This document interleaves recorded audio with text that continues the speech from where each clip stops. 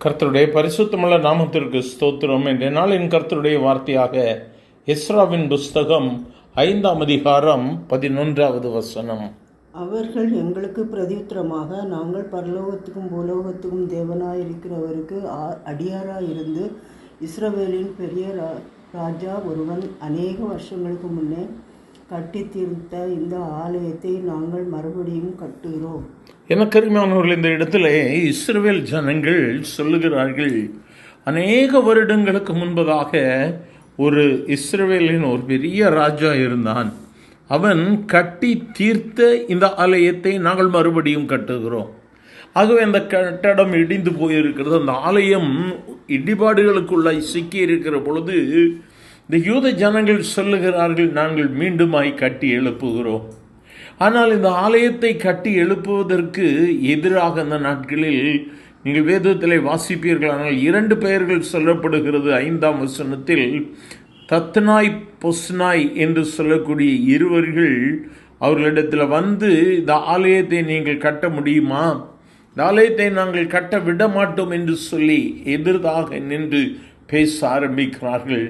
எனக்கு அருமையான சகோதரனே, எனக்கு அருமையான சகோதரியே, அந்த நாட்களில் அந்த ஆலயம் கட்டுவதற்கு அந்த யூத ஜனங்கள் எடுத்த முயற்சிக்கு இந்த நாட்களில் எதிர்ப்பு இருந்தது. பவுல் சொல்லுகிறார், நாமே அந்த ஆலயமாயிருக்கிறோம். ஆகவே இந்த நாட்களில் நாம் கட்டப்பட வேண்டியது அவசியம்.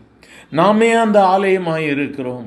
இன்று நாமே ஆராய்ந்து பார்ப்போம். இன்று நம்முடைய ஆலயம் எப்படியாக இருக்கிறது? இன்று என்னுடைய சரீரம், என்னுடைய வாழ்க்கை என்கிற ஆலயம் எப்படியாக இருக்கிறது? இடிபாடுகளுக்குள்ளாக இருக்கிறதா? மீண்டும் கட்டி எழுப்ப வேண்டிய சூழ்நிலையில் இருக்கிறதா? சத்துருவாகிய பிசாசானவன் அநேக வழிகளின் மூலமாக நாமே கிறிஸ்துவுக்கு நேராக கட்டி எழும்ப முடியாதபடிக்கு அவன் செய்கிற பலவிதமான தந்திரமான ஆலோசனைகள் இருக்கலாம். ஆனாலும் இந்த நாளில் உன்னுடைய ஆலயத்தை கர்த்தர் கட்டி எழுப்ப விரும்புகிறார். உன்னுடைய சரீரமாகிய ஆலயத்தை அவர் கட்டி எழுப்ப விரும்புகிறார். பலவீனத்தின் நிமித்தமாய் கட்டப்பட்டிருக்கிறாயா? கஷ்டங்கள், போராட்டங்கள், பற்றாக்குறைகள், வியாதிகள் என்று சொல்லி கலங்கி போய் உன்னுடைய வாழ்வாகிய ஆலயம் கட்டப்பட முடியாதபடிக்கு நீ கலங்கி போயிருக்கிறாயோ? இந்த நாளில் இயேசுவுக்கு உன்னை ஒப்பு கொடுப்பாயானால், என் ஆண்டவருடைய வார்த்தைக்கு செவி கொடுப்பாயானால், அன்று யூதர்கள் ஒருமனப்பட்டு அந்த ஆலயத்தை கட்டி எழுப்பினது போல இன்று பரிசுத்த ஆவியானவர் உன்னை கட்டி எழுப்புவார். இடிபாடுகளுக்குள் இருக்கக்கூடிய எனக்கு அருமையான தேவ பிள்ளையை, இந்த இருதயத்தை கர்த்தருக்கு நேராக திருப்பலாமா? என்னை நோக்கி பாரும் ஆண்டவரே என்று சொல்லி கேட்கலாமா? எங்கள் அன்பின் ஆண்டவரே, ஆசீர்வதிக்கப்பட்ட இந்த காலை வேளைக்காக நன்றி அப்பா. உண்மையான உத்தமமான இருதயத்தோடு கூட நோக்கி பார்க்கிறோம். பலவிதமான போராட்டங்கள், பலவிதமான பிரச்சனைகள், கஷ்டங்கள், வியாதிகளின் நிமித்தமாய் வாழ்வில் எழும்ப முடியல ஆண்டவரே, கட்டப்பட முடியல ஆண்டவரே.